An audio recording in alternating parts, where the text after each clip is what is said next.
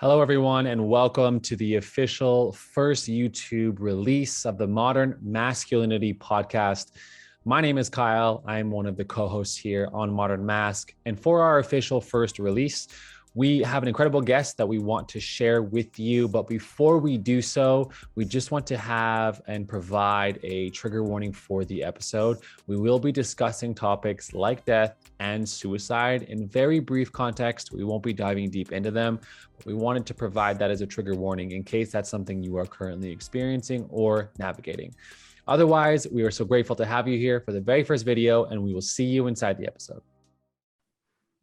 What's going on, everyone? Welcome back to another episode of your favorite podcast you've ever listened to. I swear it's the Modern Maskulinity podcast, a space where we unpack everything men and masculinity. And today we have brought back on an incredibly special guest we're excited to have back on to talk about an incredibly interesting concept that I know for me all week I've been like, what is this? And that concept is grief. And he actually just wrote a book about it. But before we get into any of that, you know what time it is always? It's mood check. What's going on, Coach Kyle? What's going on, my people? How are we doing today? Welcome to the show, Addison. How are you feeling, man? Oh, yeah, I guess I probably should have said it was Addison Brasil. I didn't even say his name. Welcome, Addison, to the podcast. Thank you. No, you went right into flexing your great microphone skills. Forgot me. It's about me. I don't understand what the confusion is here, isn't it? As it should be. As it should be. All right, Addison, tell us about your mood today, my friend. Mood. It's funny. I have this like word for when I feel this way, and I put it in the book. It's called dippy eggs. And it's like when eggs are like cooked enough that you can like dip them in the yolk, but they like, they're cooked enough that they're not like poisonous. And that's how I kind of feel a lot lately with this whole book tour. Is like, it's safe to continue, but it's dippy and we might get into some real stuff, so dippy eggs, that's my mood. That's my mood. Okay, listen, yeah. We're here to add language to the possibility of what mood check could be. I am definitely using dippy egg in the future. No, hands down, for sure. It works perfectly. Leave it to Addison to have a dialed in mood check like that. Like we're trying to avoid using good and like, oh, I'm okay. And we get dippy. Exactly. Let's go, people. Because if I was like, well, it's this weird swirl of like grief and debilitating, but if you just say dippy eggs, people are like, they laugh at that part, but then they get it. And it's like, when you explain it, they're like, okay. So it's like basically vulnerable without like going there every time you speak, so it's an Addisonism. I love it. So relatable. CK, Coach Kyle, what's going on, man? How are you doing today? Nani, I got to follow up dippy egg. So I'm trying to get creative in my head right now and use my language bank. I feel almost similar to dippy egg, to be honest with you. I feel the language I wanted to use was in between. I feel very much in like an in-between where I'm not running on a great amount of sleep the last 2 days. So I'm feeling the physical exhaustion. But at the same time, there are so many areas that I committed to showing up to. So then I'm also working through the thoughts of making sure I show up there. But I'm like in this in between of like, oh, I could go to sleep right now, but oh, I got to be up right now. Like it's that back and forth. So I'm going to use in between. That's my mood check today. I'm in between moods. Okay. I'll follow that up with I feel very curious and attentive. And I think that is just the nature of this conversation. I think I'm in the presence of somebody who is a deep feeler and is so good at their words. And anytime I, can be around people who are so good at expressing themselves, I feel like my attention wants to be so much more attentive, especially in the conversation. Like, I'm going to be the first. I haven't gone through any kind of grief in my life either. So this kind of also feels like a little bit of an opportunity to, start to maybe think about what would feel like, or, so I just think that, I'm very curious. I feel very attentive. And I'm just excited. Anytime we get a chance to hang out with Addison Brasil is a good time for me. So that's my mood today. That's how I'm feeling. Love it. That's a great mood check, man. That's a great mood check. So to get into today's conversation, I wanted to first preface with Addison has been on this podcast before. And he shared his story in length, especially some of the more painful parts of the story. And today we want him to kind of introduce to this audience that hasn't heard them, but we do encourage you to go back if you are curious or you want to know more about that story and you're like, whoa, that was so fascinating. He has come on here, go back, check it out. But today, for today's audience who knows nothing about your story, Addison, what is the Sparks Notes version of, your introduction, who you are, and a little bit about your story? Absolutely. And just to give a full idea of who I am, as you were saying that about being in the presence of someone deeply connected, my brain immediately panned out in the room that you're just sitting in front of a mirror as you said all of those nice things. So it's like, just so people know before we go there, that's also how my brain works. I'm equal parts find the funny and honor the journey, and I have to be, as we'll see. But my name's Addison Brasil. I never intended to be in the mental health space or the grief space or a disruptor in any way. But during the course of my 20s, I found myself just to the left of death 3 times. I lost my brother to cancer. I found my father after his suicide, and then went out in the world and tried to fix my grief and thought I had pretty much and thought I had succeeded at that.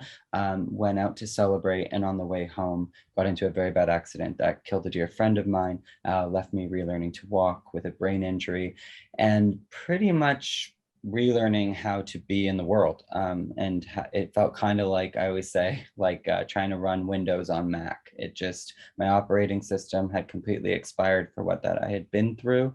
And from that point on, it was just sort of this never-ending experiment in resilience and surviving. And I ended up just having to navigate what life looks like all in my 20s, within compounded grief and the mental health challenges that come with that, and also balancing all the magic, love, awe, and hope that I so gratefully got to be a part of during that time as well.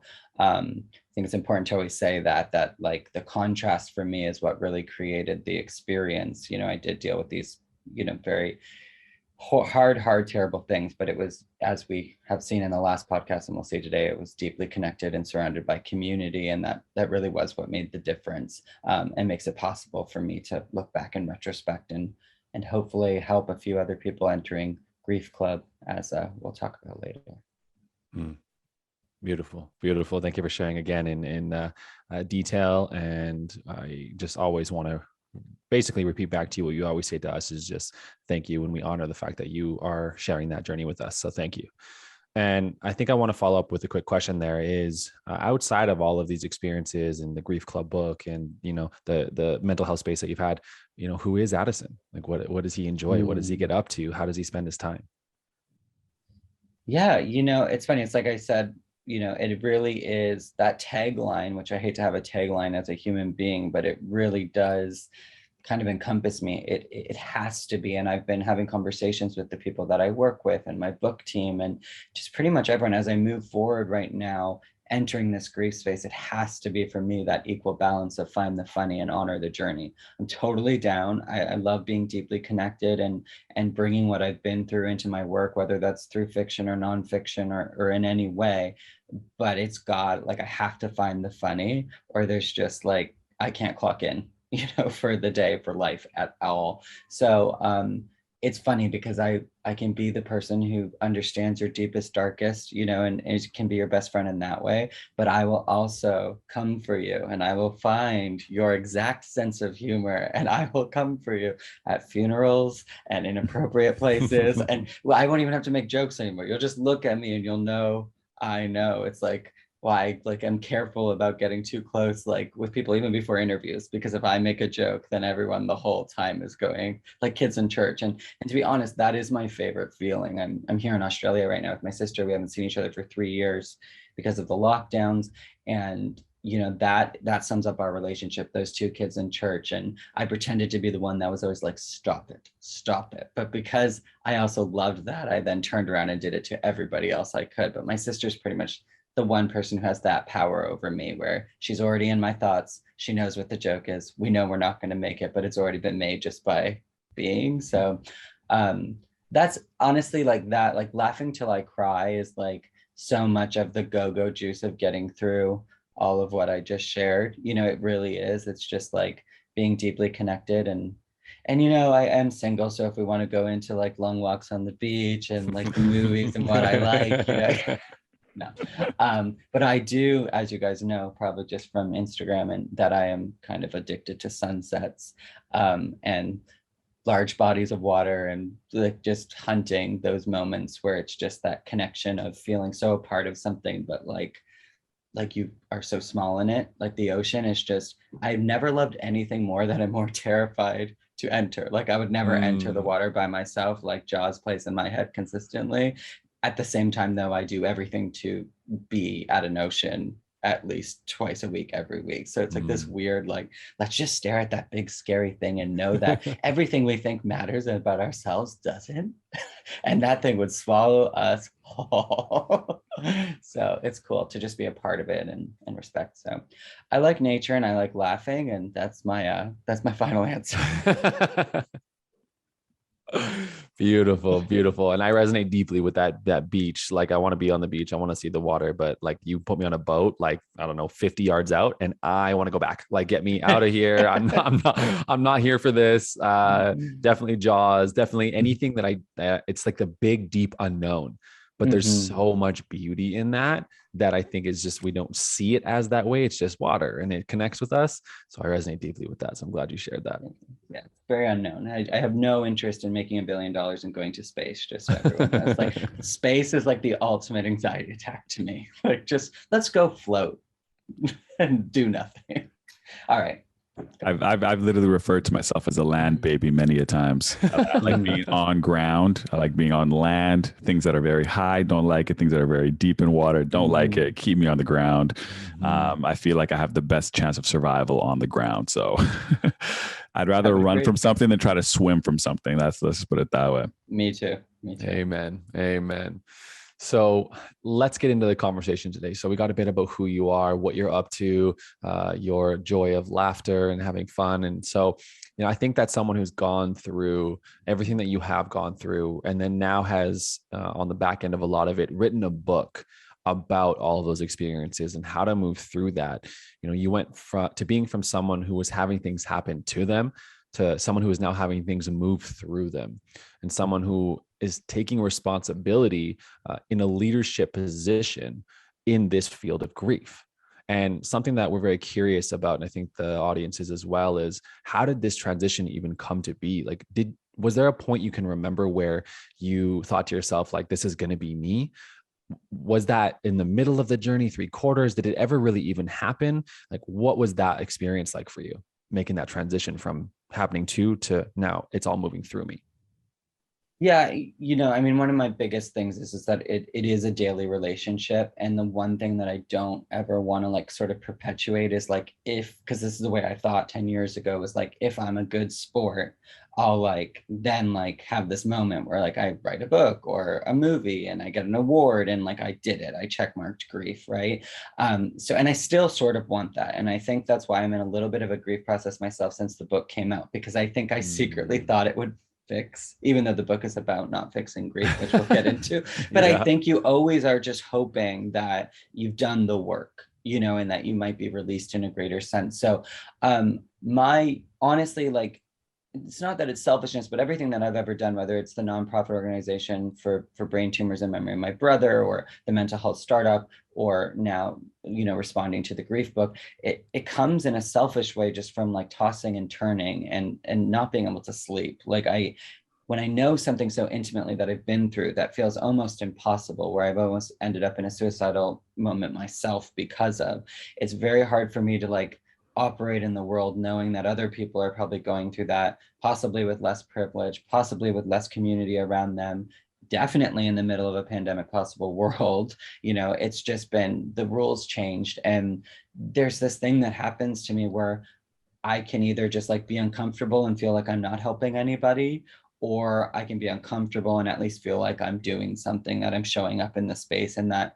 I'm saying something. I think it's so important, whether it's like LGBTQ rights, grief, men's mental health, like any of these spaces, we don't really have the time for people to be silent. And I'm comfortable and I'm ready and I'm able. So, I want to show up to that.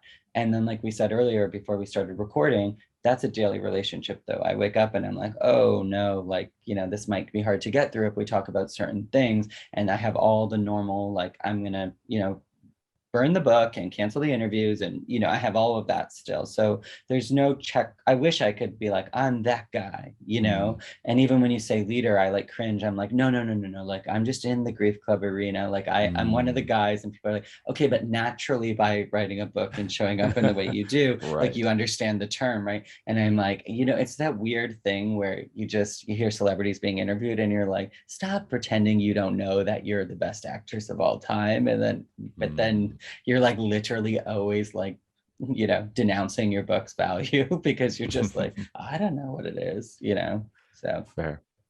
I appreciate that. And I think that that's such an important piece to take with any experience, is that it is just a daily relationship. And that's how you speak to grief too. And even in our initial conversation, I just reminded it's, you just speak so deeply to it being a daily experience. Yeah. And there's a specific language that you use that we would like you to discuss just briefly, is the difference between, I think, the comeback and then the come through. And I'd love if you could give context to what you mean by that. Yeah, I mean, this is the thing. I feel like my whole life, I mean, I grew up also as a male dancer in a time when like that didn't happen. I got to compete at, you know, the worlds and go on scholarship for school for that. And I think that there's just always been this sort of waiting, no matter what I've been through, like for a come out or a comeback based on these deaths and these griefs. And, you know, so many people, they didn't put pressure on me knowingly, but this idea of like, when are you going to come out, or when are you going to make your comeback, you know, from this grief, from this, like, we want Addison back kind of thing. And I had it from myself. And it just became this thing where over time, in realizing that, you know, the grief wasn't something I could fix. I couldn't fix that. I didn't like that, you know, my brother and my father are gone, or what's happened with my friend. As I realized the only way through, you know, was to come through. And when I let go of this idea of a comeback, of being this a functioning 19-year-old Addison who can be on scholarship at school, running a nonprofit organization with 20 people under him who are all 20, up to 20 years older. Like, I look back and I'm like, great job, man. Like, sending that inner child letter back. Love you. I don't know how you did those things and like how you activated into that gear, but there won't be a comeback here. Because it would also sort of denounce the losses and how they etched into me. It'd be like trying to get the Titanic back without it hitting the iceberg. It made contact, you know. So even if you patch it, even if you know, that's there. It's the marks in a dining room table when you've written on paper. It's there. So it was more likely to be a suicide than a comeback. So I decided to come through with all of it. And if that made certain people uncomfortable, then that's where it had to be, because otherwise I would not be, you know. So yeah, I'm all about the come through. Like, I'm very careful, because in speaking about grief, I see the traps of like almost laying limited beliefs. Like, I just, you know, sort of corrected that, like, I'm not now a certain type of person, and then now I'll correct this, that, you know, that's great. I don't even know that that's possible. And I never wanted to get up on stages and say something that would sort of be a quick fix, a cheap fix, make people feel better, to give them hope. But then they're like, what about this real fucking life swirl? And there's no stages, it's a mess. And this is what I'm going. And I'm like, oh yeah, I know all that, but that would overwhelm you. And I didn't want to say any of that, you know? So it's something I got used to dealing with and supporting directly all the families with brain tumors in memory of my brother. There's a very delicate balance about being the one who's handing over those necessities or interacting with those families or honoring those families, because I'm very aware of what I represent. And I know what I've been through, and I know what the experience was, and I know how it ended for my brother, you know? And so to interact with a child who also has, you know, a brain tumor, and be the brother of someone who's passed, and I'm maybe not gonna be able to do this, but like, you know, like there's this, I don't know, this thing you can only learn from being in real life and knowing something so deeply, and trying to just navigate how much of it you can give, how much should be the natural experiences of others, and, you know, what can you offer. And that's why I really came to, let's just stick with being compassionate, kind, and curious, and let's experiment every week. And then if offering doesn't work from the book, it doesn't work, get rid of it. It's meant, you know, this is meant to be a living, breathing thing. I want to be the one that helps you, opens the window. Let's throw that page out. Let's just get rid of it. You know, like, if it does not truly serve you, I in no way, for my ego or my authorness, need it to work for you. You know, it actually helps me more when people message me and say, this is kind of shit for me, and this is why. and then I'm like, oh yeah, I didn't really think about it that way, because I am only the expert of my own experience. I'm just, like I say, in the arena. I'm not really studying grief from above. I'm navigating just three very complex processes that does feel like a bachelor's, a master's, and a PhD in life experience of grief, but it's still only my own, and so how that lines up with other people is always very interesting to me. But it opens up a lot of heavy conversations. So that's, it's finding that balance of being able to do that. All right, folks. So that's the podcast. Thank you so much. Okay. Oh my gosh. I really wanted to go to the beach. So I just thought, hey, if I give them everything they want in 30 seconds. Sorry, guys. Yeah, he had his paintbrush out. I'm not gonna lie, he's painting pictures all over the place. But you guys always set the layup up, so that's the thing. It's just, otherwise it can be a trap of like 45 minutes of, and then my dad, and it's because people can be fascinated by the story, and I fall into that trap. But I'm so excited today that we're talking about, what can come of it and what I've actually created, and that. So back to you guys. I mean, I had a follow-up question there that kind of came up for me. And I think a lot of people who are listening and myself can relate in the space of grief. You talk about this arena. I think that one thing that I feel about the arena itself is that, when you are dealing with someone who might be going through grief and stuff like that, there is a hopelessness to the whole experience, the advice that's given from the grief space is like, there's not the right words, man. There's not the right words. There's not. So everyone, even the helpers, feel so helpless. And I think what you're doing, what you're allowing is you're entering the conversation, not just shutting it down, being like, hey, we can't just be like, hey, because the person who's going through it is looking for answers, and the world is like, there is no answers for this, man. There is, it's just deal with it, and time heals all is the only real, which is very valid. It's a good piece of advice, and it does, ultimately heal and serve that space. But what I love about what you're doing is you're giving a little bit more to that concept.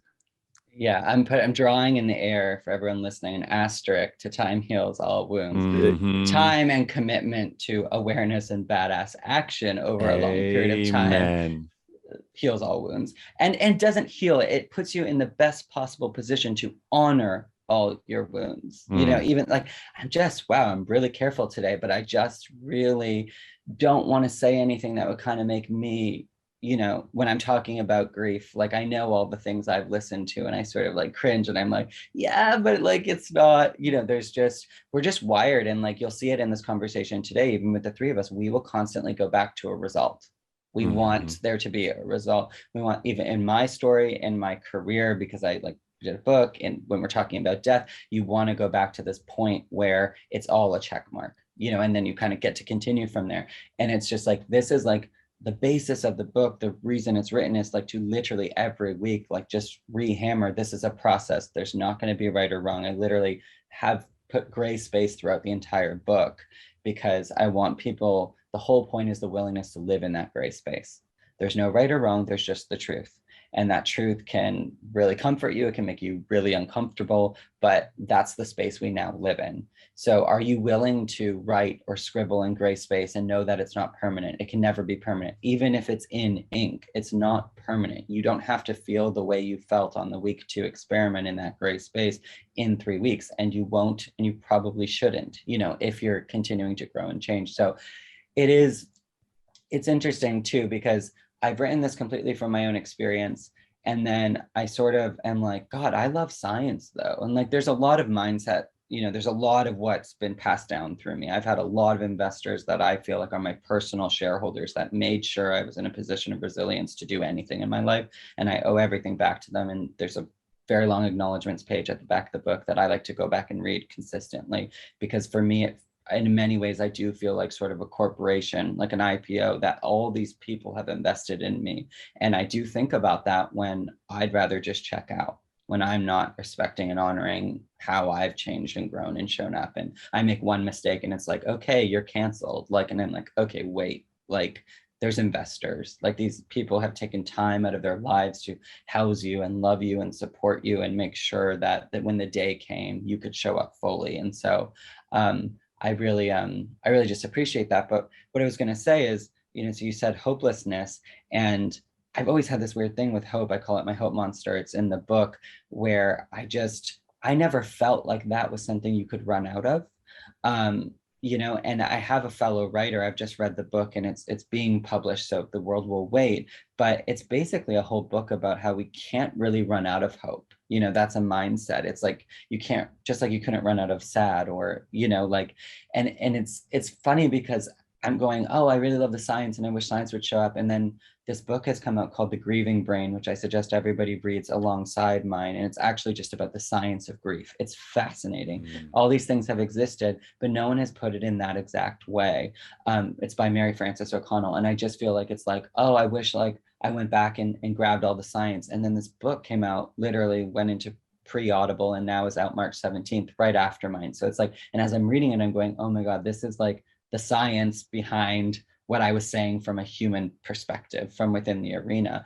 And then now I'm pre-reading this book on hope, and it's like, I'm like, can see the bundle of just like, hey, we might actually really be off to a really good start if we put these 3 books together. That and Brené's new book, which is basically a dictionary of emotions, Atlas of the Heart. It's kind of magic the way that starts to show up. But yeah, with the hopelessness part, I always felt uncomfortable telling people that, I don't believe you can run out of hope. I don't think hope can be lost. I think, and Catherine Hammond is her name. She's on Instagram and she's publishing this book, and, she refers to hope as a wellspring.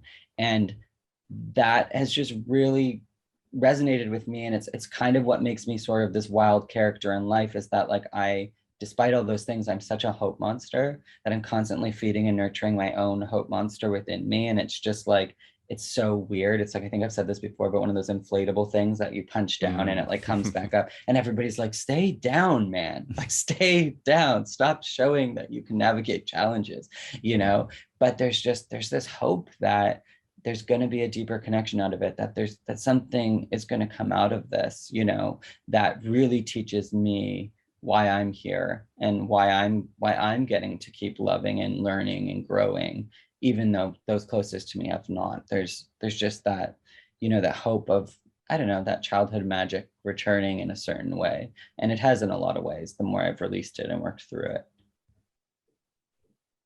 Like, did I answer your question? Does it matter? Who can say? We don't know.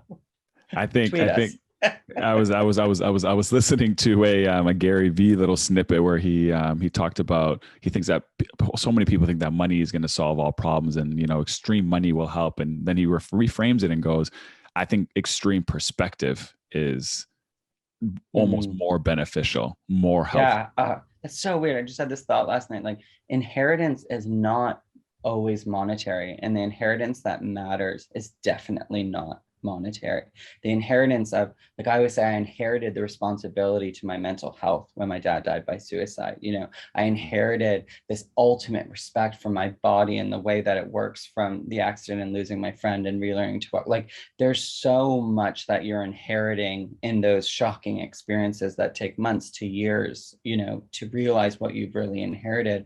But mostly it's this thing that you can't go back on, where you have to process and honor what's actually happening. And that is, as cringy as this is, my grief club members, because we don't like to silver line the muddy, realness of real life grief. There is a gift in that, just like money from inheritance is helpful, but not what we would have asked for. And there's a very big distinction between, and I did this for a long time, I would not get on board with anything, like everything happens for a reason. Like those that, like, I was like, no. Like, I'm not getting X because this happened. Like, I can't get on board. But there is a world where it's like, if I didn't ask, and this is a lot of coaching, but if I didn't ask for this and this was going to happen anyways, am I able to recognize the benefits? Am I able to recognize that because of these things, I show up with way more empathy, that I am deeply involved in the charity work I do, that I'm way more connected and prioritize different things, and that I also make mistakes and I'm a fully feeling, fully flawed man on earth. It's just, but can you recognize where, wow, if I hadn't been so intimately close with childhood cancer, would I have the wellspring of empathy that I have? Would I go and make sure that families who have basically next to nothing and are dealing with brain tumors at Christmas or over the holidays have what they need?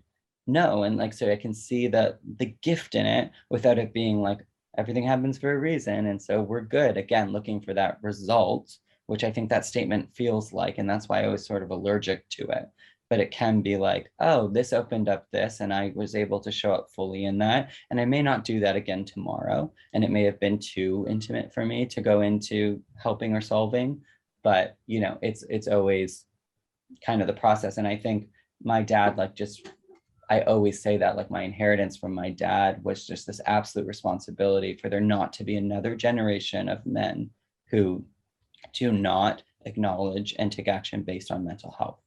It was non-negotiable. It was like, it never happened, but I feel like a lawyer sat me down and the reading of the will was, you now cannot pretend that you don't know how important mental health is.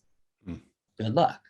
You know, it's just like, it was like, that was my, you know, inheritance moment of being like, wow, so, you know, if I stumble in this, I really did it knowingly in a way that the last generation maybe didn't. I'm very, very aware. In fact, you cannot be more aware, you know, than with what I went through. So yeah, I just, with grief, I think inheritance and all that stuff. And it also, hear all these stories about how, you know, in my own, which I won't get into, but, you know, how inheritance and just that whole will, that can tear families apart. It tears people apart of, you know, what are you getting out of death?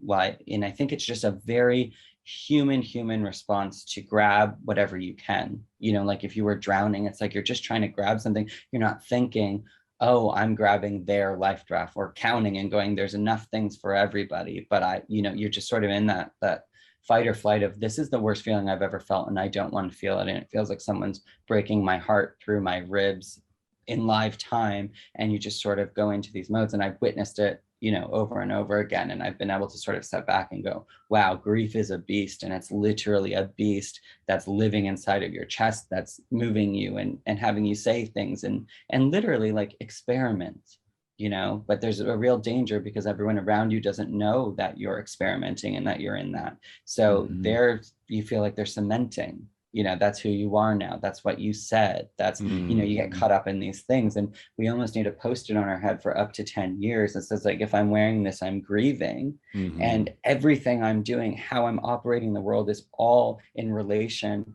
to having to come face to face with loss in a way that I never wanted to. You know, so I don't like this either. I don't like having anger eruptions. I don't like having flashbacks while I'm driving. I don't, you know, so there's so much that goes into that. And I feel like, you know, with empathy and compassion, both for ourselves and mostly for ourselves, because it's not always going to come from the others. It's like, it's got to come from you over time, where it's like, can you be compassionate to when you mess up?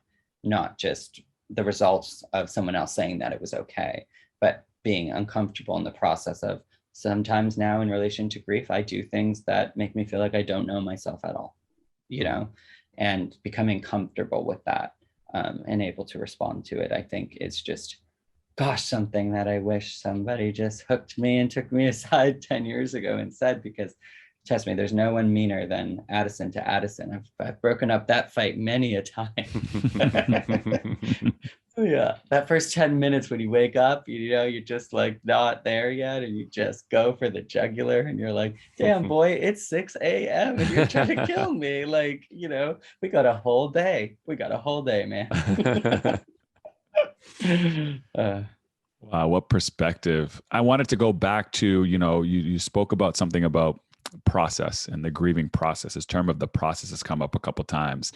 And, you know, in preparing for this conversation, you know, I was talking to a really, really good friend, and, you know, I was just kind of picking her brain about, you know, well, what do you think about grief and, you know, these kind of things. And we came to this idea, me being an athlete, I always kind of relate things back to sports. And it was like, when you go to physio and you hurt something on your arm or your leg, or you break something, there are these markers in the therapy session, right? In this rehab session, and this marker leads to this, and this marker leads to this. And you kind of know, like, okay, I'm trending in the right direction. You know, you spoke about, you know, this book that's coming out with all the emotions, understanding the emotions. Like, what are some of the like emotional markers along the way that either show you that you're regressing in your grieving process or progressing, or is there even a continuum? Like, is there any type of like emotional marker that you think that you're like, if you're going through this and you're here, you're probably this. And I don't know if your book shares this, but I wanted to kind of pose that question to you and see what you thought. Yeah, I was like, he's either really teeing me up, like taking one for the team right now, or there's a whole section, like one of the main experiments, there's a week of no measuring and there's a week of no comparing.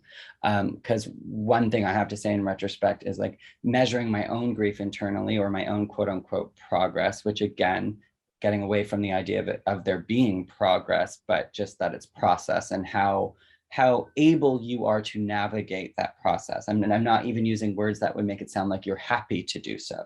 It's just like, so there's a lot of experiments in there where, again, if someone's telling you something, which is why I really hold strong, both in the mental health and the grief space, as like a peer, as sort of like this, I always love this, like this Ron Weasley, like in my memoir, I'm literally Harry. I'm literally the non-fictional boy who lived. I have a scar and I was to the left, so like in that book, and this book was born out of writing my memoir. It was sort of the what I can give to people now, and that bigger book is still in process, and will be published much later. But I guess like the idea that there's progress is just, it's so hard, because also like if you can do it in a healthy way, there's nothing more important than to give yourself, a pat on the back and kudos as you like, wow, you're really navigating this, like, wow, like, but it's without the idea like, okay, good, I'm done now, so that it's like it can continue in that way.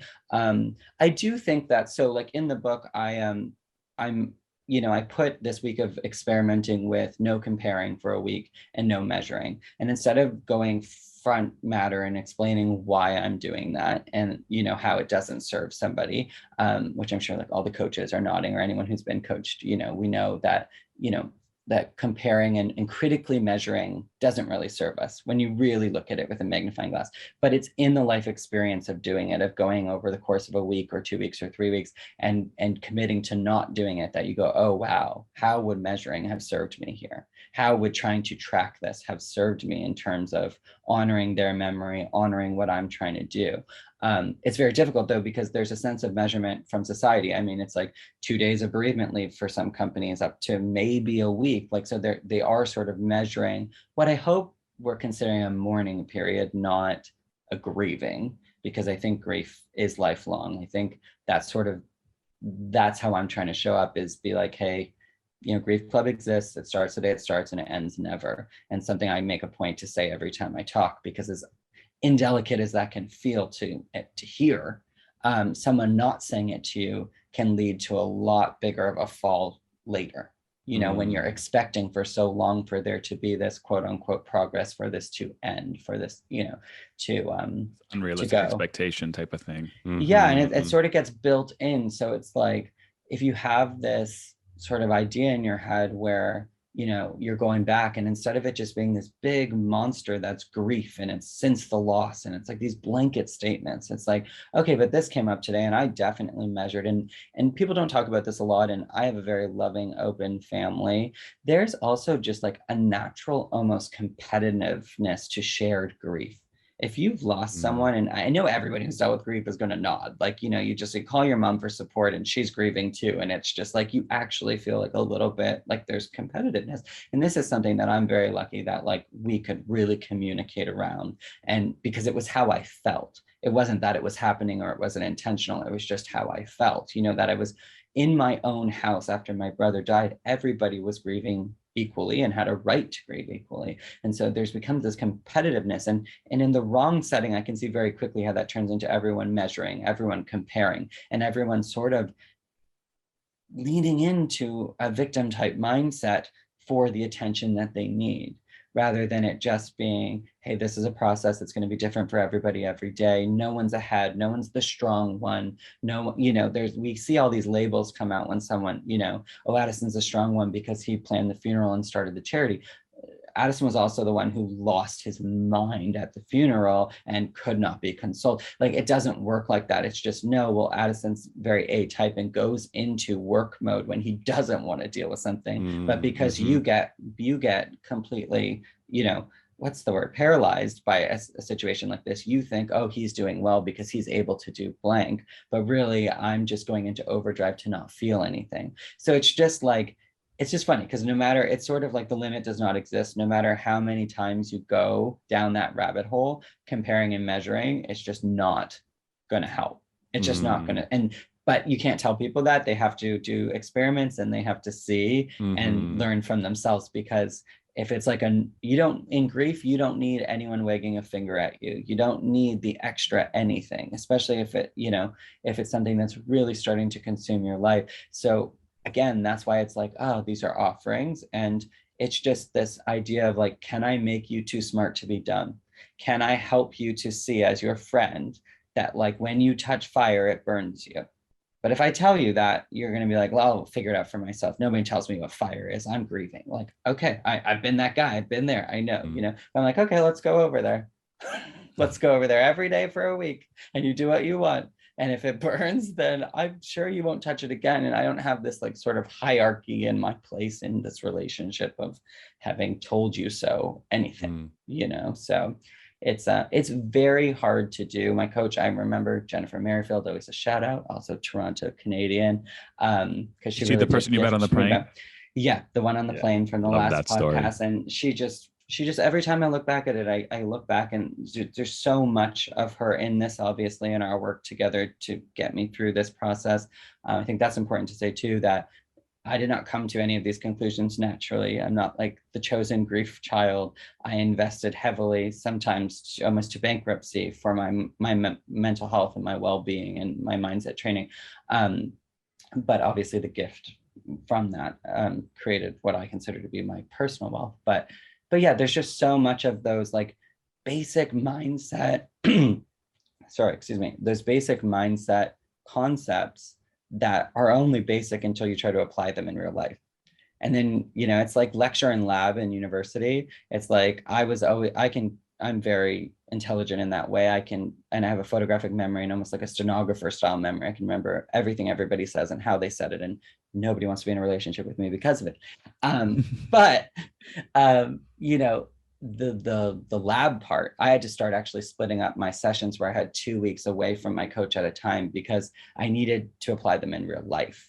And when I get conceptually how something doesn't serve me, but in that moment, when you're coming up against 30 years of programming and someone's triggering you, or you're in a place to be triggered, it's very different. So that's when I wrote this, I didn't want it to be something you could read in a weekend. I didn't want it to have this sort of spiritual consumerism appeal that we see nonstop. It's not a retreat. It's not a flash sale. It's not a one weekend course that gets you out of grief. Like, it literally is inviting me into your life for a year, and it's going to be slow. And most of the learning is going to be on you and with you, but I'm going to be there to kind of guide you and say, hey, again, at the beginning of the next week, and, and go along the journey with you. But I'm going to keep pushing you into like, that Harry Potter spot, that front spot. This is your journey. I'll go with you into the dark hollows of whatever it is. But this is your journey. There's so many things to pull at there. And, it's funny, I can feel my man to-do box checklist vibe kicking in hard. As you express this, I can feel that urge to be like, hold on, no, like, come on, Addison, there's got to be something you can give me. So I actively try to pursue it's about the process, and that, it's the journey. And I actively try to remind myself that every single day. But I do find myself sometimes still very stuck and lost in the conditioning of I need steps to go about everything that I do ever. Now, I think one of the steps that comes into play that I only know of through, I guess, my own Google searches is the 7 stages of grief, right? And you obviously know those very well. Now, I don't want to necessarily touch base on those yet, but I do want to get maybe your perspective on how you understand those 7 stages, and if you feel that they're applicable, because from your perspective, if I'm gathering it, is those steps aren't necessarily, I guess we'll call it, the right way or to go about it, because then they say there's a finite result. So what would you say is your perspective on the 7 stages? Right. And I think we've really moved away from that. And I have to say too, like, I am genuinely surprised and excited by sort of the grief community I've entered into. I was doing a lot of speaking and working obviously in mental health, and like I know that community very intimately, who's really showing up as far as like the social space and speaking, and got very, very deeply embedded into that community. And now that's happening with grief, and it's like this weird thing where it's like, well, I wrote a grief book too, is there going to be a competitiveness? And it's like, no, there really isn't. There's so much that I'm learning every day. So it is weird, but there is so much available. Again, you have to consciously consume, which is another experiment within the book, is focusing on conscious consumption. Be really aware of who you're listening to and what they're offering you. When I say all that, I definitely don't want anyone to feel like, oh God, this is just like honoring and it's like the deep dark of the rest of my life. I'm hitting that hard because so many people are going to try to market and take vulnerable people's resources on the idea that there can be a fix. I do every single week of this book will result in your ability to create a tool that you will use when things come up from that experiment. And that's sort of like the Trojan horse of it, that's going to happen naturally. And I said this before, but when you think of a toolkit, right, I think we try really hard to come up with sort of like this race sometimes in the well-being, coaching, spiritual world to come up with like the toolkit or the 15 things you can do to be enlightened. We've all seen the things that we've been sold or tried to sell or whatever. And for me, what I mean when I say all that, like in the process, this is like that toolkit, we're all building a grief toolkit, but you have to, I use this example sometimes, but say you're trying to hammer a nail in. There are many things other than a hammer that you can use to get a nail in a wall. And at some point in your journey, depending on your ability to get to a hammer, your ability to recognize what a hammer is and that it was actually designed to help you do such a thing, and with the rebound, all of these things, the grip, everything, you are still going to be able with a brick to do the walls, but like there might be imprints from when the brick hits. So, there's just so much there where it's like, but you, as you go, you fine tune and you go, okay, like I was using a shoe or a brick, but now I am realizing the value of the hammer. And when I'm in this mode, my grounding technique is this, it's breathing. And so it's for you, it's the shape of a hammer now. But for me, my grounding technique is tapping or meditating or getting my feet in the sand and feeling not as big as the ocean, So I think that's what I'm trying to say. I'm trying to really encourage people, like you are building a toolkit. At the end of every week, you'll go, I'm putting this in. This is what it looks like. This is what it's for, when I get into these traps or when this comes up in my grief. But I'm really allowing you to do it and hopefully believing in people to do it on their own for themselves. So it's like, I know there are certain aspects of my life where I am definitely using, a brick would even be better. I am just using like something that I should not be using to hammer nails into walls in certain points, and then like in another facet, I'm using like the exact type of screwdrivers for every head. And it's like amazing over there, So it's not necessarily, again, wrong or right. It's the gray space of, I spend a lot of time using like, Play-Doh to try to get a nail in a wall, and without realizing that it wasn't really stopping from just being my hand, So, and there's all how that reverberates quite literally in your body and in your being and in your health, how you use certain tools for certain things. So it is there, but it takes commitment. And it takes commitment and that compassion and curiosity that I was talking about. And I want to bring this up because actually in that book, The Grieving Brain, she talks about how scientists have now changed and found the distinction between empathy and compassion and what the difference is. And there's these three components. And the first one is the cognitive understanding that another perspective exists in empathy, right? So we have that, and we can have these things for ourselves in grief and for those grieving us around us. But it's just that understanding that there is another perspective, that the person sitting on the other side of the table cannot see everything you can see, and they have not had that. And then the second is that you have an understanding for that they're going to feel the way they feel. So even if something happened where we were both up for a job, is a perfect example that she gives, I understand that you're going to be very hurt and upset and, deflated if I get the job and you don't. But I also understand that I'm going to be happy and celebrate that, that has happened for me. But I have this understanding of your feelings and this humanity. And I think a lot of people, with ourselves and with others, we stop there. And then there's this third component, this idea of compassion, but it's the actual commitment to take action for someone else's well-being. It's that moving into actually being committed to acting on that perspective and that emotional understanding, and acting in a way that honors those two things. A lot of people, because so quite literally and scientifically, you can say, well, I'm very empathetic, but never really engage. And you see this so much. It's the difference of why I get to do things like this, because I went into the engaging of, of that compassion. And I think, me personally, it's easier to do for others. I love charity work. I would do it for the rest of my life. Here in Australia in the floods, I've been down at ground zero. I'm like, God, they need to pay $1 million a year for this. I will show up at every, I just want to help people be a part of community. Like, I love that. That's very easy for me to kick into action for others. For myself, like we were talking about at 6:45 in the morning in my grief process, it doesn't kick into that true compassion. And so it's almost like a training and a resilience, and finding the tools that actually enable you to be able to kick into that third level. Because otherwise, we talked about this a lot in mental health. Otherwise, it's all awareness and no action. So I really just want to honor what you said, and anyone who's listening, because I would be saying that too. We get it. Enough awareness. We need actionable tools. I'm very passionate about that, as both of you know, and have been in every sector of my life. So I promise that every week does end in action and forward motion growth, in an offering that's active in life. It just doesn't allow me to come on the news or on podcasts and tell you what the 52 things are for you in your individual grief process. My sister and I lost my dad, but obviously the way it happened, when it happened, how it happened, and us being two completely different people with two different relationships with the same person, our grief processes are not alike. I can't hand her my toolkit.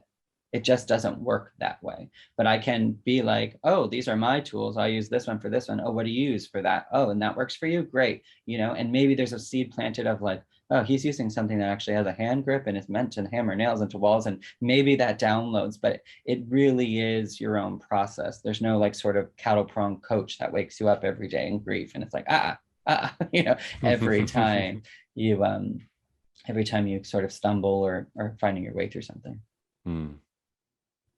I'm going to throw it back to you, Kyle, but I just wanted to just highlight when you were talking about that toolkit bit, I think sometimes people, when they see like the trust the process concept or the honoring the journey, it's hard to like visually see it. But I think that, when you were talking about the brick, right? And then you were talking about, using the brick for now and then going through life and, being conscious of what you consume and then learning, oh, that person's using something with a grip and a hammer. And then you elevate to the hammer. It's like, to me, that is the journey that you're honoring. The fact that you're using a brick, the fact that you're trying this and then enhancing it to another tool and then enhancing it to another tool. It speaks to a process. It speaks to a journey that you can look back on, where I think that like some of us get caught in this idea that I don't have a hammer, so I'm going to wait for the hammer, and not look at other things that you could potentially be doing now, which is what honoring the journey is, right? Not just waiting around for a hammer, not just waiting around for the perfect ideal thing and grabbing the brick and being like, yeah, it could work, but it probably won't, throwing it and just waiting for the perfect thing. So I love how that kind of spoke to the journey, and what the process actually means. I love that you said that, because I think doing that, especially for this podcast too, it's like, this is not a new concept. This is not like my IP, like honoring the journey. Honoring the journey is like the most innate historical masculine quality. I mean, like what I'm talking about, using a brick until there's a hammer. I mean, we literally went through this evolution as human beings, as men. Like that's how it did happen. So to have this idea that now, just because computers and apps exist, that we will bypass the natural process of experimenting for what works best, it doesn't serve anybody. We have to go through that trial and error, especially with something that's so specific and almost so invisible between who's dealing with the grief and what's been lost. And I've said this, and people have found this powerful to hear before, so I'll repeat it, that if my dad had died on another day, another hour, another minute, a different way, anything about when exactly that death happened, my grief process would be completely different.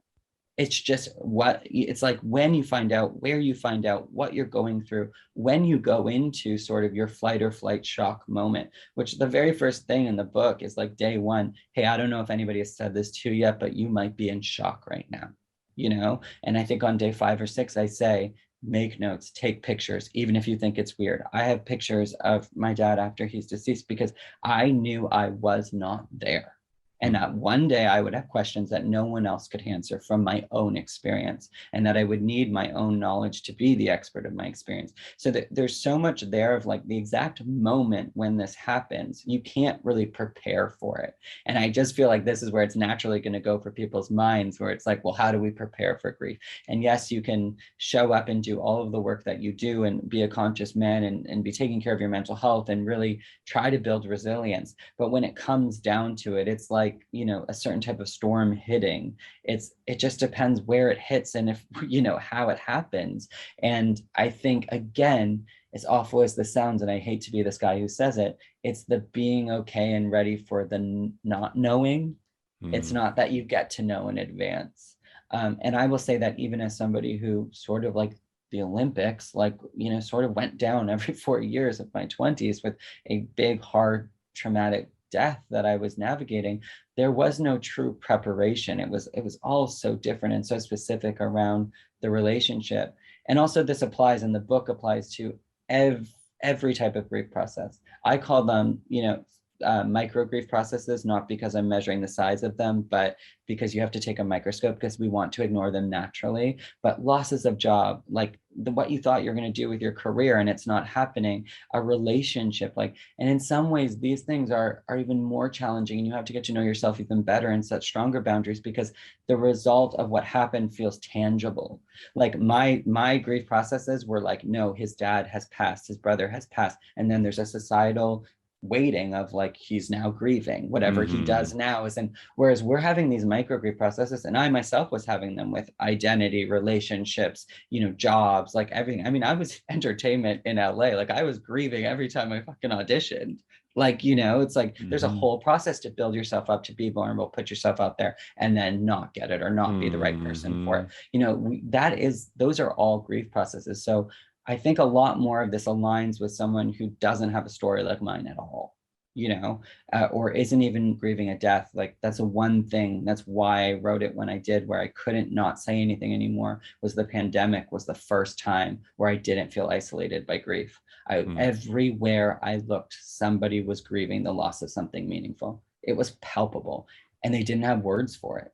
And I was like, holy shit, this is my moment. Like, yo, you're grieving, like you're describing grief without calling it grief. But and you don't feel the right to grieve because there hasn't been in a physical death. Of course, in many cases, there were also physical deaths, but they couldn't, the work from home, they were grieving office life and company culture and connecting. And, you know, it was just, there was nothing else to call it other than grief, but we just were not there to do that. You know, society wasn't, that's not how we're trained. And it's so in that way, I have so much compassion and literal compassion, taking actions for others to be able to, you know, in that scientific sense, for people to acknowledge those smaller grief processes, because there's something in us. Listen, if I could just drive somewhere and convince my dad to be my dad again, you better believe that I'd be putting some miles on my car and going to the ends of the earth to do it. And so we have that when we've all been there. You break up with somebody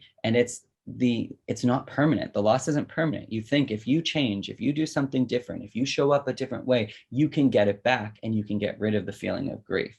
And so sometimes that's where you have to experiment and be way more compassionate and way more kind, because you're not up against a hard wall.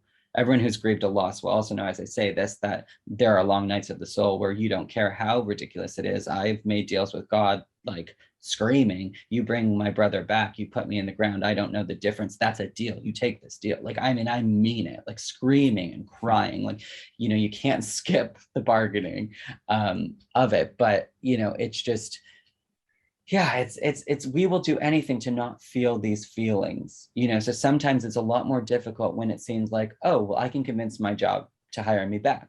I can convince my ex to just be with me, so I'm not someone who gets left. You know, these micro grief processes, again, not measuring the process, it's not in relation to my deaths, you know, but it's something that we need to take out a microscope and get curious about and stay kind with ourselves about, but also just acknowledge that, like, fuck yeah, I'm grieving. Like I this is full on grief, and my mind is doing a dirty trick and telling me that if I just get them back, the grief goes away, you know, or if I just change the circumstances. And so sometimes I really don't know, you know, I see the way people look at me when I tell my story, and sometimes I just don't know who's better off, because in some ways we've all dealt with grief. Mine are very tangible, they're almost movie-like.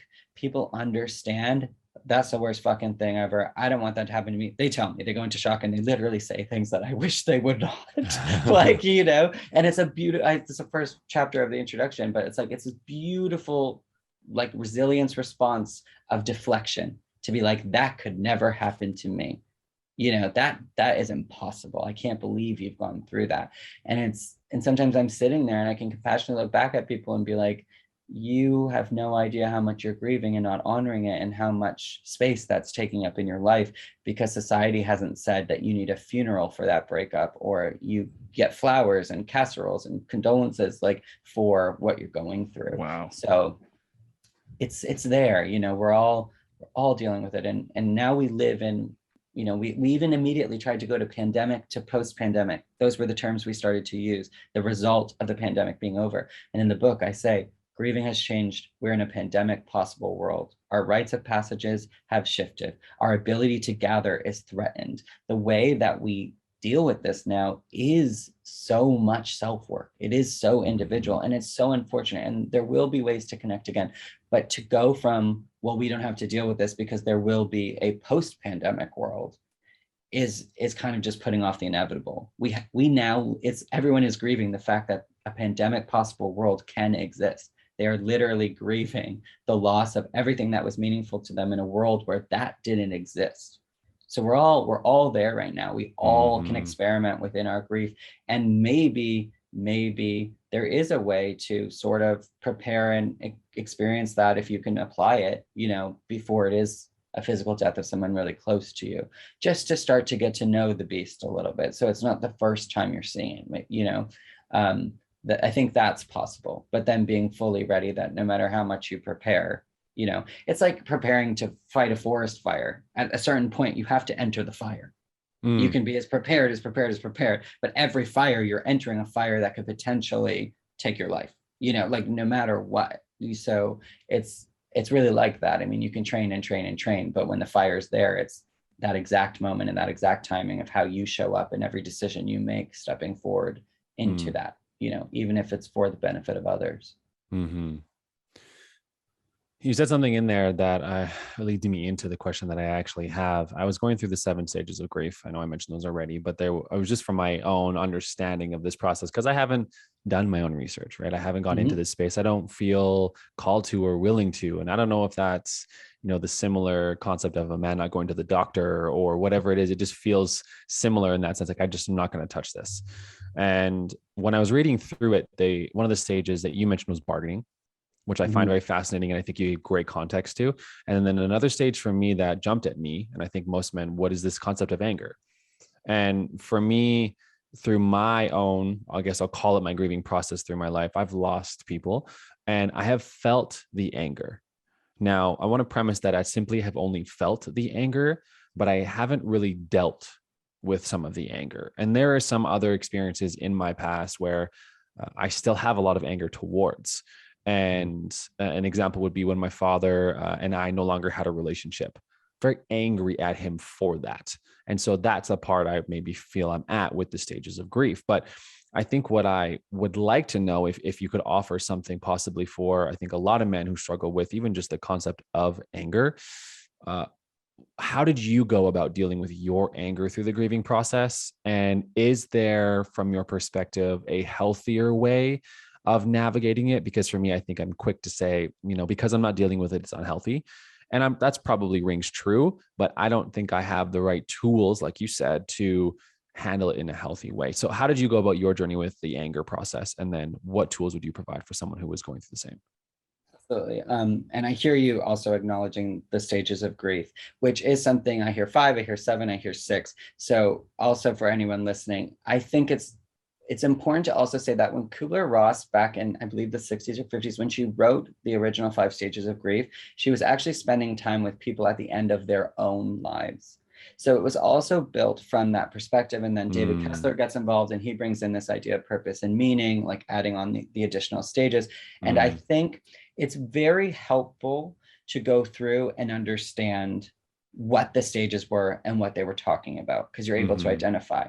In my personal experience, again, I'm in the arena. I don't study grief on masses. I just, do get to interact with a lot of people grieving. But from my own perspective and from every human being I've had a human conversation with about the stages, it's that they all exist, but it's not linear and it's not circular. Right. It doesn't happen in stages. And I think because of the way we learn everything else as children, like in science class, like it's not photosynthesis. It doesn't go through a process in that sense. They all exist. And that's why in the book, I sort of broke the book into 6 S's, the strongest parts of my grief that I knew I would have to grapple with both individually and collectively in order to be where I'm at today. And, the first one starts with silence, literal, just this learning to live in the silence of the reality of what's happened. And the final one is the show up. But in there, the second one is called the swirl.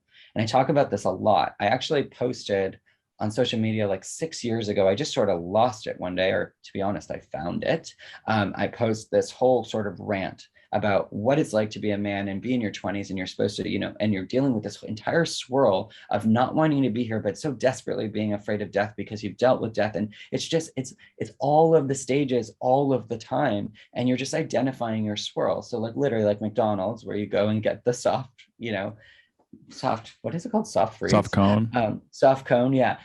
Which is like such a beautiful part of childhood for me, at least, as well. 100%. But it's that swirl, and imagine like now you're adding like up to 6 flavors, and they can be happening at the same time, and you can be in acceptance around certain parts of the grief process. I really love using both my brother and my dear friend as an example, because my father and my dear friend, because they both involve PTSD during grief. And so there was an element of me just dealing with my father's suicide, or what happened in terms of the accident of how my friend passed, that I had to deal with long before I ever really got to grieving the relationship with either. I had to deal with the front facing trauma, capital T trauma. So there's this thing that can happen where you can start to find, acceptance, but be really angry about something else. And it does. I don't want there to be not a sense of relief, but when it comes specifically to anger, of course, I'm nodding like heavily when you talk about that, because that is just something that I think is a constant commitment. Especially, I don't want to generalize, because I think anger is gender neutral, but we do see by the numbers and just by, you guys know, through my mental health startup, I talked to thousands of men and was a part of their journeys. And, anger is this beast, this invisible, very visible beast that men specifically really are challenged by. And again, it sucks for me to be saying this, because I just want to give like this quick fix, but that is something that just has to be tended to like a baby. It literally is a baby. Think about it. It's having tantrums when it wants a temper something. tantrum. Yeah, absolutely. It's literally a baby. So to think, oh, when will this baby not need to be coddled? When will this baby not need to be fed? When will this never? Even in age when they can do it for themselves, but they will never not need that nurturing, right? So it's like the same way you think about it is that. Also and I love what Brene Brown's doing with Atlas of the Heart and just talking about emotions in a different way. It is my new dictionary or my new Bible. It sits there, and I've actually wrote a blog about this. Anyone who's reading my book, I would get that book and just have one emotion a day. Don't binge that one either. This is like a process of going, okay, how does anger show up in my life in all the different ways, and how eloquently she really fleshes out the emotions. Again, I looked behind my shoulder for support, and there was her book. And it's like, okay, good. I don't have to write all of that into mine. I don't have to, there are complementary things. But yeah, anger, I mean, to this day, I'll be really honest, guys. Like, even when the book came out, I had nothing but support and love from everybody around me. And I didn't get the response that I wanted from somebody close to me, one person, and the beast was out. and it was like a crying baby. Like I look back in retrospect, I'm like, you child, what? Like, and most of the time I have I find the grace and integrity to not immediately respond with my anger or include other people in it. But it's just this much of a difference whether or not you do that, right? So it's that delicate thing, I think, of understanding it's natural, but then that quick follow-up around that awareness, the action of taking accountability though, and the way it was expressed. So what I found that you can do with apologies, and what I'm trying to do for myself, because I'm a bit of a people pleaser, especially, with how many relationships that I have, and I really try to maintain and stay deeply connected, is you can apologize for the way that it came up, but not for the seed of how you were feeling, and you can still recognize and acknowledge that part. Yes, what I said and did was childish and I'm embarrassed by it. However, the seed of this issue was hurt, deep, deep hurt, and the wanting of love, and that's very human, and I hope very understandable. And I hope also brings people not only into empathy, but into, like we said, the action of compassion, so, and we have to do that on both sides when anger shows up, because it's so quick to end up in one of the other S's, which is shame. And there's so much shame that obviously involves in grief. But yeah, it's that very delicate balance of acknowledging it, knowing that it's completely human, but then also like really having accountability on the way it's showing up, what the upkeep is. And, and I will say, guys, like, I mean, in the darkest days of my grief, I blamed a lot of my angry outbursts on drinking. But did I stop drinking? No. So was I taking accountability, And it wasn't like every time I drank, I got angry. I mean, we were playing, Russian roulette. It was 1 in 9, and I didn't want to give up the other 8 fun nights of being in my 20s. I'd already given up so much, but 1 in 9 times my eyes sort of went black, like a super normal movie. And you're like, wow, I want to push back tonight.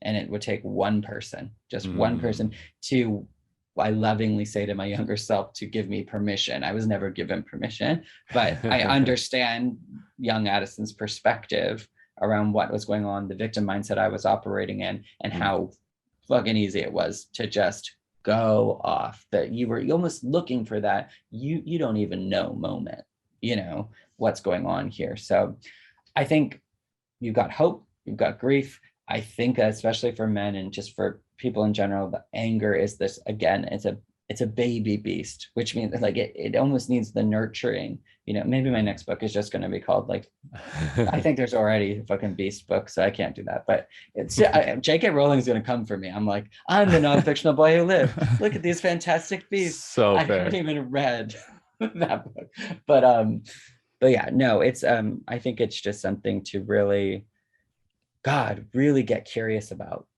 and compassionate about, but not in a way that is excusing behavior without accountability. It's like, I feel like I'm like talking to myself. I'm not talking down to anyone listening. I'm literally reminding myself that it's like, you can't go so far to one side where you're like, oh, you're human and you've been through a lot. I forgive you and I self-love you. It's fine. It's like, well, no, other people were involved. Your anger had an energetic value that's been put out into the world. What does making amends with integrity look like, so that we're not falling into a shame spiral, but we're also still actively involved in making that amends. Grace and integrity are hard to bring into everything, but the more that I try to bring them into everything, the freer I am.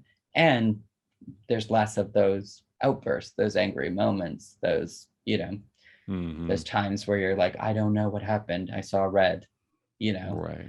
But yeah, it's hard. You can't call the shots. You can't. I wish out of all of this, we could just say, this is how you call the shots and you'll be ready. And you can show up as this fully woke, enlightened person who never reacts to anything. But it's literally the purpose of us being here is not calling the shots. It would be very boring if we just knew exactly what was coming. And it'd be funny though. That's actually good. We should do like a spoof clip of that, like us in a control room being like, all right, they're on the move. Like this person is going to come and attack your Achilles heel. Your emotional Achilles heel is about to be attacked. Are you ready to not react when they tell you you are the garbage you believe that you are? Are you ready? You know, it's like, God, I wish like people above, people below were like, dude, they're coming for your Achilles heel, you unworthy bastard. Like, you know, it's like, and you don't even know, you know, it's just God. Well said. It's uncomfortable, but it's a lot of that I think is a reflection. And you know, I love that you brought up the example of your dad, and I really feel for that, because like I said, if there hasn't been a physical death, you know, there's this whole other element that, you know, you could still make it right. And even with my dad and dying by suicide, people have very conflicting views about that. I don't. But I could see how if my dad was still living, there could be this, I'm waiting for you to make this right. And so in essence, like that idea of acceptance, however it falls into your swirl, it's very difficult, like I said earlier, when there's an asterisk, there's a variable, there's another human being, another fully flawed person on their journey who could come back. And, you know, I just like, it's so funny because like I try to talk so much about grief, and then if you just go back to the basics, it's like being ghosted and trying to get your toxic ex back. It's literally like that times 100, you know, or not times 100, because sometimes those have been worse than anything. But it's just, yeah, true. You know, if you understand, like I think everybody kind of is nodding me like, oh yeah, I know exactly what you're talking about. It's, you know, but it's different when you're in a toxic relationship with something that you cannot change on a finite level. You know, that variable I think really shifts things up, and it makes a lot more room for also like a different type of anger, an anger that's directed at someone who's still living versus being angry that someone's not there. You know, and there's a different type of guilt, and this could be another whole podcast of like expressing anger at someone who's no longer present to respond. There's a lot of guilt yelling at your dad and calling him a piece of shit in a moment of grief and for not being there or missing, you know, these events in your life, and then the silence that follows and the guilt of not being able to, not giving them the chance to respond, while not being able to compassionately and healthfully be like, okay, but this is natural, I need to express this, like I am angry, like you know. So there's a lot there, and that's of course a great moment to bring in. Again, I'm not a mental health professional. I don't want to be. I never will be. You know, that coaches, mental health professionals, they're all there. This can become very unmanageable. I've used my own mental health mixtape, everything from healing modalities to coaching to therapists to, you know, just everything for different things. And just be aware of when, you know, you're swimming in the water alone, and, you know, do the math. Like I wouldn't be able to swim back to shore. I came out here without, you know, a coast guard or a boat, or, you know, start to be aware of that. And when do you need help? And is someone available to throw a life raft? That's also not a peer, and that would not be debilitating for them to try to really help you and serve you. So it's finding, you know, sort of the balance of that. And I don't know, I say that lightly, knowing that the DSM has put prolonged grief as now a psychiatric disorder in the book this week. They did not put prolonged love in there as being a problem, but prolonged grief. I don't really want to get into it. I'll let other people just, you know, decide. In some ways, it's very nice that it's being acknowledged what grief can, you know, really do and how it shows up. The idea, though, that grief should have ended at a certain point and it is now a prolonged disorder is something that I would really invite everyone to compassionately figure out for themselves how they feel in that identification. And if it truly serves them or not. If it serves you, wonderful. Continue, pass go, get $200. If it doesn't, then don't. You know, I appreciate your open narrative there, because both Anwar and I are both shaking our head like, nah, like there's no way that could be identified that. But I think you put it so eloquently in that if it does actually serve you, then that is your truth and your answer, and that is perfectly okay. And it's that awareness action piece. If you're going to pathologize it, it's a hard word to say, then also immediately taking the action of normalizing it. Right. That it's, you know, because pretty much everybody's going to anybody could go into a doctor who's lost someone and check those boxes. Right. You know, so it's just something that you have to be. I mean, I've done every mental health checklist ever. I've been hospitalized. I've self-admitted myself at points. I've been suicidal. I know, as someone who's taken tests my whole life, the way that this multiple choice pans out when you're dealing with symptoms. And, so it's like, again, just lovingly and compassionately always approach those things. And so the last time we talked, I'm still such a big fan. And I put those emotional fitness check-ins every week of the book as well, to remind people that you don't want to go in anywhere just talking about the 2 worst days of a month. Be aware of how you are feeling throughout the entire month.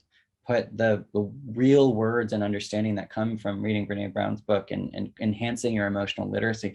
Put words around that every day, so that maybe there can be a focus on, well, what was going well on the 26 days, rather than you coming in here and me specifically asking you about the 2 days that were unbearable. Can something be lent from the days where you're noticing how you're feeling, and the emotional fitness is there, you're flexing your muscles, you're doing what's right. So it's all there. And whatever anyone else's mental health mixtape is, when it comes to grief or just in general, play it, jam to it. Like, I'm just happy that there's a tape, and like, we know we're slowly building a compilation of things that work for people. I never will judge or say what's what, or who should be diagnosed or how, or medicine or not medicine. Done it all, been it all, been through it all. It's all in the come through. I'm not, again, coming back or coming out into like, oh, this like woke idea, but it's just be careful, and just knowing what that mixtape is, and never being afraid to change out a song, or change out a modality, or get a different speaker or stereo system. I'm going to stop with the metaphors now, guys. Well, you can metaphor us all day long. We know, and we appreciated that there was so many in there in this entirety of this podcast that we are going to go back to, and we are going to probably steal, to be quite honest with you. I won't lie. They were good. They were borrow, the Addison. Steal, aggressive. Just come through with it. Come through. It's yours. Okay, perfect. It's yours now. Perfect. It's yours. All right, Addison, this has been a wonderful conversation, a very powerful conversation. I think that, for anyone who's going through those experiences right now, it's very clear that, this would be a great first step if you're looking for, to get the book, or you're looking to kind of, get into Addison's world. Where can they find you? Where can they find the book, Addison? Where can they connect with you? What advice would you give to someone who needs this right now? Yeah. So mygriefclub.com is something I've just made, and I'm slowly building out for people to be able to go to as far as the book goes. I'm Addison Brasil, Brazil with an S, like the country, as my dad would always say. I do want to say too, one of the biggest intentions of this book were actually not to put it on the griever to go and find it for themselves, especially since it was designed to be something that could be handed to you within the first hours of entering Grief Club. So I did notice lovingly over the years the amount of flowers and casseroles and condolences that, well, it helped me feel supported in the moment. A few weeks later, when I first sat in the silence of grief, was when I wish someone could have stayed a little longer or come along with me. So that's really what this is. And it's really to empower people because we've all had that moment where someone loses somebody and you just feel silly saying, just sorry for your loss, because it's so big and so much is going on. So that is why I did that. I used to freeze whenever somebody would tell me, which is so weird because I was like the death guy. And anytime somebody would say anything about death to me, I would like freeze and be like, I don't want to look in your eyes. I don't want to give you a condolence. I just don't want to send flowers, because I know that this is only the beginning. So this really is the answer to that. And so in that, it's available on Amazon, and in most places will ship overnight. So it's literally something, when you hear someone's in Grief Club, it can be available to them starting day one. So it also relieves the pressure of how do I support someone, which if you don't know, I would also just love to say at the end of this conversation, ask, what does support look like for you right now? Just ask the griever. For the grievers that are listening to this conversation, or who have realized they've been grieving for the last 2 years and didn't know, and I just ruin their lives. I would also just say this has been a deep and meaningful conversation, and just going right back to just the basics of breathing and taking time after you listen to this episode to just ground yourself and re-enter with the knowledge, like we just talked about, like with that come through, what you want to take, what you don't agree with. I would encourage you to not spend energy on what you don't agree with, but to take what worked for you, because it will serve you, not because it makes me more right in the outside world, in the other lands. But yeah, I just wanted to make those two disclaimers. And of course we did mention suicide. We didn't go into it, but the trigger warning we'll add in there as well, always. And I'm very accessible. I'm so excited to start to hear from people, because it is a slower burn, because the book goes week to week. But please share with me what's working with you, what's not, what's resonating. The book is supposed to be, in additions, a living, breathing thing. I'm already thinking about how the next edition, what I would add, what I would take away. And a lot of that is going to have to come also from Grief Club, what worked for people and what didn't. And sometimes I think what I've written is complete crap, and I want to get rid of all of it. And then other days I'm giving myself a pat on the back. So I really do love to hear, in a very real way, getting outside of the original bubble of publishing a book and having everyone just be proud of the achievement. I'm very excited for people to get in contact with me, whether it's through Instagram or the Grief Club website. And yeah, let me know how it's going in that action sense of that experiment, and how you're experimenting in your grief and what it's leading to. Because I think something that's been inherently lonely and really made truly lonely in the pandemic, there can be more community around you still doing this individual process. And if I can be that and provide that through this in any way, then that's definitely my intention. Yeah, I think this won't be my last podcast ever, because I just feel like we got it, and fear of failure's coming in about the next one. It's like, no, but this one's good. Let's just give this one to people. But yes, and of course, find the funny always if you can. It's why we're here. That's beautiful. Addison, we got our final question that we wanted to ask you and leave the audience with. You spoke about younger Addison a couple of times today. I think you even made a mention of writing a letter back to younger Addison and sending it back. I want to give you that opportunity now. I'm going to give you the opportunity to write that letter. What would be 3 pieces of information that you would go back to a grieving young Addison and say, I want you to consider these things? What would those 3 most powerful kind of things be for you? And if it's not 3 exact things, because we've done a lot of structuring, let's get out of structuring. If it's just ideas, you can give, ideas, but what would you say to young Addison? Well, first of all, I want to CC Ryan Reynolds. I know that he listens to your podcast, obviously, but I don't know if you guys have seen The Adam Project, his new Netflix film. Oh my God. The so inner good. child has been Trojan horsed in such a beautiful way. That movie wrecked me in the best possible way. It opened me up, and I'm sitting there watching it with my mom, who I'm also like kind of mean to because of the grief of my dad, not because she does anything, but just because I think if I'm mean to her, she'll never leave me. And it's like, I'm watching this movie, I'm like, fuck you, Ryan Reynolds, fuck you. But also how cool that, into the childhood stories now, this inner child narrative is just like, it's like right there, and it's got lightsabers and, all the action around it, that it's just perfectly packaged. But this younger Addison has come up so much because I just watched that last week, and it just was too on the nose, especially I always think of me talking to my inner child, and that movie reminded me what my inner child would be saying to me. Guys, the emotions are right there. It really stunned me to go, I'm always going back and making sure and, forgiving him for not being smarter than he was, like all this stuff. And it's like the reverse of, what's he saying to you, And I mean, it's funny when Ryan Reynolds says in that movie, and hug your mother, and not one of those weird side hugs. I just started crying my eyes out. I've been given that side hug as like a form of defense for 8 years, and it's like, it's so weird, and it really connected me. So anyways, so there's your clip. You can tag Ryan Reynolds, or just, email it to him, because of course you guys know him. But also his work with sick kids. Okay, I'm done. Sorry. Okay. Ryan Reynolds, I have a crush on you. Duh. I think we all do. It's perfectly okay. I am masterfully deflecting your question. What would I say? The 3 things that I would say? Yes. Yeah. I'm sorry for not listening to you. I fully love and acknowledge that you did exactly what was right in the moment, you know, based on exactly where you were at and what was happening. And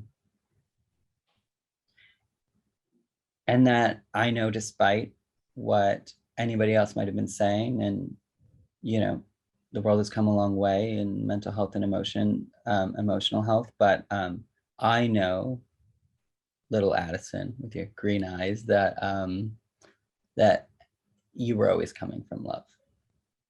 I know that. And you can let go of trying to help everyone else understand that. That's your home. That's love. Oh, my little dude. Also, I'd be like, bubble wrap and run. They're all gonna die, man. Be nice. Sorry. There's That's the funny for funny. everybody. Renee Brown, Ryan Reynolds, multiple personalities I have, but it's like, dude, man, steal. Your record gets expunged at 18, man. And also I would just be like, go get your little brother and fucking drive and take him somewhere before anyone else knows. Because he was a famous cancer patient. You could not get to my brother. It was like, you know, just, it was competitive. Yeah, no, I people always ask me that, but I really wouldn't tell that kid one thing. I wouldn't. You know, it's so funny because people always ask me that too. How do you prepare for grief? And I would not even prepare my inner child. I would want my inner child to experience like love and wholeness as long as fucking possible. I would never tell young Addison what was coming. It's not meant to happen that way. We've got to bump up against people in the world and find how we are with them without this looming idea that they might be gone. You know, that's childhood. That literally is childhood. The slow understanding that death exists. It's, you know, it's the loss of innocence. So I would never pre-warn younger Addison of anything except Bitcoin. Except Bitcoin. Yeah. Almanac style. All absolutely. the coins. And I just do charity work nonstop with all my coins. That's good. Excellent. Well, as you can all hear, and you've now gotten to this point, you know exactly why we keep bringing this guy back on, why it's his second round in, you know, less than 100 episodes we've published. He will definitely be back for future conversations around grief and masculinity and mental health and everything under the sun, because he's got an incredible perspective and the life experience has given him so many tools. So Addison, thank you. Thank you from the bottom of our modern masculinity hearts for you to be on here and for sharing and for just being as open as you were. That was an incredible episode. I cannot wait to listen to that back. I'm take so much nuggets, but for now, for everyone that's listening, thank you again for being here. Thank you on Addison's part as well for listening to this conversation and just being a part of his journey. Do not forget, go to Amazon right now and get Grief Club. It will change your life, as we've already noticed in this conversation alone. It changes ours. Thank you again. Don't forget to subscribe, download this episode. Please rate our podcast. It really helps us reach more men and reach specifically Addison's message into a further spectrum of the world. So y'all are incredible, and we'll see you next episode.